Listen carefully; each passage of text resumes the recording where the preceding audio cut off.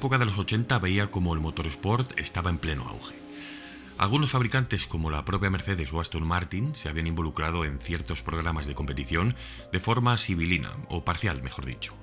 Actuaban como meros suministradores de mecánicas para equipos como Sauber, Nimrod o Encam, pero no era algo oficial ni con las propiedades económicas o estructurales derivadas de un colectivo de fábrica, no tenían esa fuerza. La historia del resurgir de Mercedes, por ejemplo, ya la hemos tratado en el canal, pero en el caso de Aston Martin, al final de esta década, hubo un tercer factor que alteraría la ecuación. Se llamaba Ford.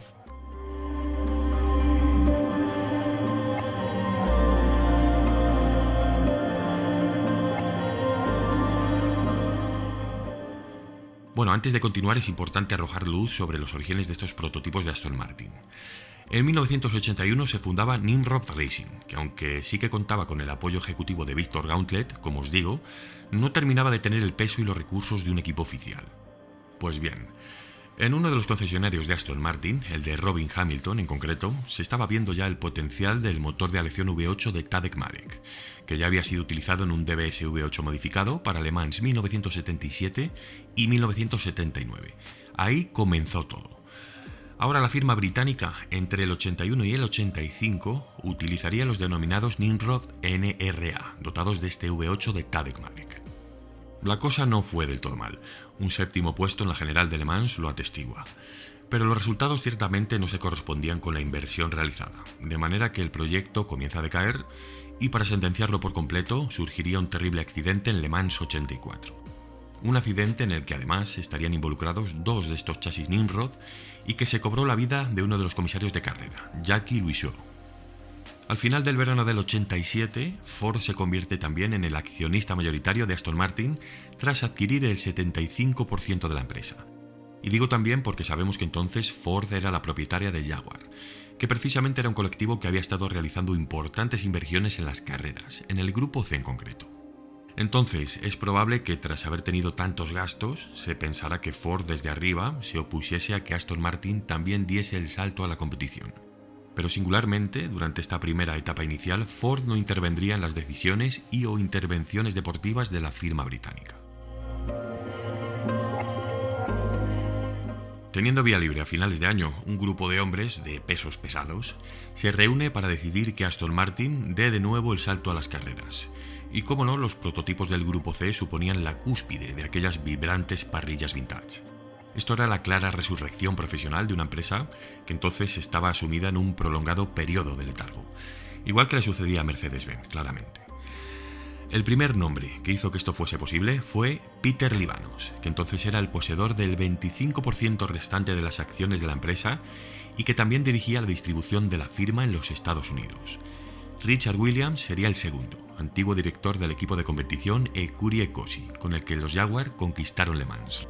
Y por último tenemos a Ray Mallock, un personaje que hemos mencionado hace nada en el vídeo de los Nissan Primera Super Touring, acordaros.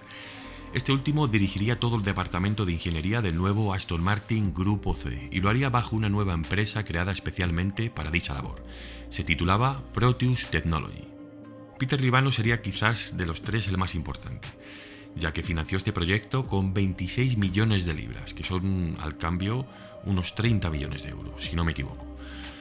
Este era el nacimiento de Aston Martin Racing, AMR. Ahora tenemos la situación, tenemos el plantel y comienza el nacimiento. Un producto llamado Aston Martin AMR1. Como siempre ocurre con Aston Martin y con otras muchas firmas, Le Mans era el objetivo principal y para ello un diseño de vanguardia era esencial. En 1989, el Campeonato Mundial de Coches Deportivos estaba en su punto más álgido, ya os lo he dicho. De manera que si un nuevo corsario como Aston Martin quería enfrentar la parrilla, tenía que ser consciente de que los pesos pesados oficiales estaban allí con todo. Atención que teníamos a los Jaguar con los V12, casi los únicos oponentes de aspiración natural. Mercedes, recién resucitados también, a través de Sauber. Los japoneses, por supuesto, Nissan, Toyota y el revulsivo Mazda, rotativo. Y por supuesto el triunfal Porsche, que ahora con los 962 básicamente estaría representado por equipos privados, pero de muy alto nivel, como Joest Racing, por ejemplo. Lo primero era componer la estructura, y aquí ya se tenían grandes miras. Max Bostrom, que era un ingeniero sueco que entre otras cosas fundó la empresa de llantas Digmag, aparte de tener un currículum bastante importante, que figuraba con actividades en equipos de Fórmula 1 de primer nivel como Brabham o McLaren, no andaba con minucias. O sea, lo primero que tenía claro es que crearía un chasis de Fórmula 1 que pudiese ser carrozado por una figura de Grupo C. Entonces, trazó un monocasco de fibra de carbono revestido de Kevlar y con terminaciones inferiores moldeadas en aluminio.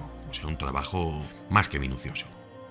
Decir también en este caso que tras el estreno del prototipo en Dixon, los 480 kilómetros, Bogström abandonaría el equipo para concentrar todos sus esfuerzos en Dimag. Al parecer no podía compaginar sendas labores y tuvo que abandonar el equipo. Actuación breve pero intensa y totalmente efectiva. El conjunto motor y la transmisión irían atornillados con cierta inclinación para permitir que los ejes de transmisión se aposentaran con un ángulo de 3 grados. ¿Qué pretendían con esto? Pues dejar el espacio suficiente para alojar los túneles Venturi abiertos en la parte inferior del conjunto, a lo Colin Chapman. Ray Mallock, por otro lado, dibujó todo el sistema de suspensión de doble horquilla, y el alimento del motor iría dividido en 2 depósitos de 50 litros, que buenamente contribuían en un reparto de pesos equitativo. Una vez revestido con la preciosa carrocería, el conjunto arrojaba 920 kilos en la báscula, y en buena parte de ese peso colaboraba su motor V8. Pequeño inciso aquí también, porque de los 5 chasis que se construyeron en total, todos tenían pesos diferentes, es curioso. El chasis número 5 en concreto era el más ligero, ya que incorporaba frenos de carbono, entre otros apéndices que recortaban el peso hasta los 905 kilos.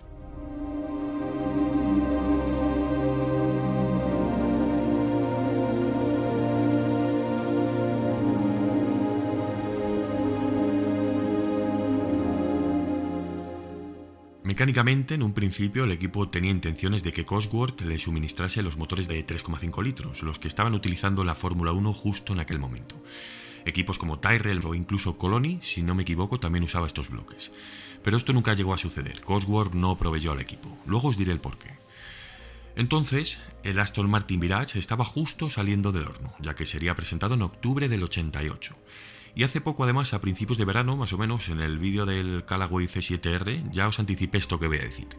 Como las culatas de aquel modelo, del Aston Martin Mirage, concretamente, ya habían sido diseñadas en Connecticut por Callaway, la empresa sería contratada para la revisión y la elaboración del V8 completo en un formato Grupo C de carreras, un motor directamente destinado al AMR1. Bueno, recordar que en el Grupo C, con un límite de combustible de 100 litros, los prototipos turbo en concreto solo podían funcionar con un alto nivel de carga, de presión de turbo, en la clasificación, donde el consumo y la fiabilidad, sobre todo, no era un problema, ¿no? En la carrera la cosa cambiaba, por eso tener en cuenta que las potencias se incrementaban en más de 100 caballos en ocasiones, durante las clasificaciones. Y eso fue un factor, como quien dice, una ventaja para el V8 Mirage, que una vez terminado este bloque de 90 grados, con bancadas de doble árbol y 4 válvulas por cilindro, aterrizaba en la parrilla de los Grupo C con una capacidad de 5.3 litros, electrónica Zytec y una potencia de 550 caballos a 7000 vueltas. Potencia quizás algo limitada para un Grupo C de la época, lo sé. Pero tras los primeros test en Dixon, fugazmente, tan solo una semana después, se asciende la capacidad a 6 litros y la potencia se eleva a más de 600 caballos a 8500 revoluciones. Una línea que ciertamente se vería limitada en carrera para preservar la fiabilidad de los motores. Durante las últimas entradas del modelo, cuando corrió en México, su última carrera, esta ya presumía de una evolución, en la versión 2 la llamaban, de 6,3 litros que revelaba 740 caballos. Los puertos de admisión estaban mejorados, los árboles de levas eran más livianos y el sistema de gestión Zytec se reconfiguró de manera que, a pesar de generar una mayor potencia, proporcionaba un mejor consumo de combustible.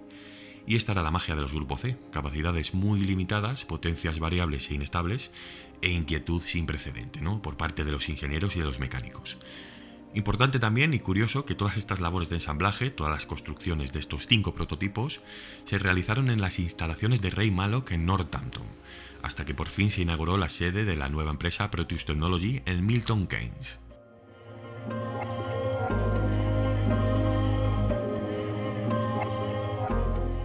Ahora, el nuevo Aston Martin AMR1 correría con los colores blanco, rojo y azul de Mobile 1, ya que acababa de finalizar su contrato con el equipo Williams de Fórmula 1. El equipo llegaba por fin a su destino principal, Le Mans 1989, y allí inicialmente lucirían una cinta negra en honor al recién fallecido John Wyer, que había sido el director del equipo de Aston Martin hasta que en 1963 se mudó a Ford. Irónicamente fue más conocido por la mítica victoria de Ford. Bueno, aquella campaña de Le Mans ya era un evento recordar al margen del campeonato mundial, de manera que no formaba parte del calendario y por tanto por ende no puntuaba, pero seguía siendo Le Mans, obvio. Los dos chasis AMR1 que mandó el equipo mantuvieron problemas durante la clasificación. No habían realizado los tests necesarios en pistas rápidas con ciertas velocidades y eso se vio reflejado en los resultados. Estaban siendo más lentos que sus rivales más directos. De hecho, en la recta de Mulsanne, los AMR1 iban más despacio que los chasis previos, los Aston Martin NRA de 1985. Y como digo, esto era debido a una mala configuración aerodinámica. A su favor hay que decir que sí que se mostraban muy rápidos y eficientes a la hora de trazar las curvas y en las frenadas. Durante el invierno comienzan a correr varios rumores de que el legendario diseñador Tony Southgate llegaría a oficinas para reconfigurar todo el sistema aerodinámico de este exótico Grupo C. Pero Ford, que no veía factible el tener compitiendo dos de sus marcas en una misma categoría, y además de este nivel, anunciaría que el programa deportivo de Aston Martin sería cancelado.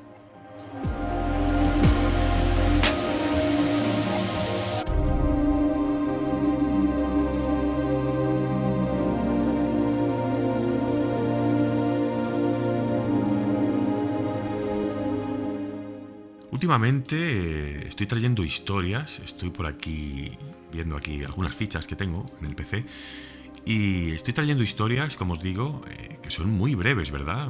Son historias que como que te dejan a medias, como que dices, joder, me hubiera gustado que esto siguiese, ¿no? Que durase el vídeo un poco más, pero no hay más que contar realmente de este tipo de prototipos o de otros modelos, como el vídeo pasado del M3, ¿recordáis?